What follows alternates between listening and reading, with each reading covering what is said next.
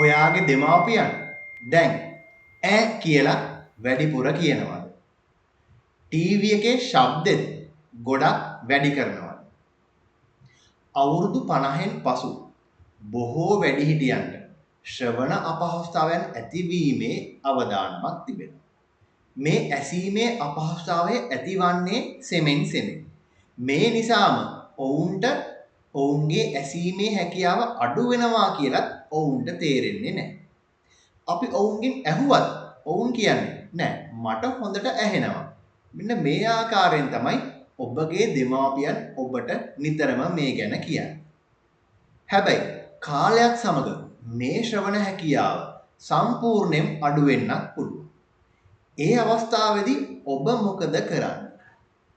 අන්න ඒ අවස්ථාව මගහරවා ගන්න මාර්තු 3 වන දිනට යෙදී තිබෙන ලෝක ශ්‍රවණ දිනයට සමගාමීව Miracle Speech and Hearing Center Battaramulla ශාඛාව මගින් ඔබට නොමිලේ ශ්‍රවණ පරීක්ෂාවන් සූදානම් කර තිබෙනවා.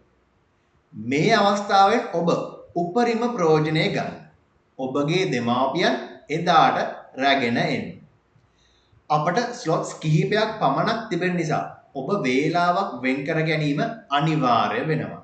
ඒ සඳහා 0.761 83යි 84යි 84 කියන අංකය අමතා වේලාවක් දැම්ම වෙන් කරගන්න. පොඩි කාලේදී ඔවුන් අපි කියන හැම දෙයක්ම ඇහුවා. දැන් අපි ඔවුන්ව රැක බලා ගන්නා කාලයයි.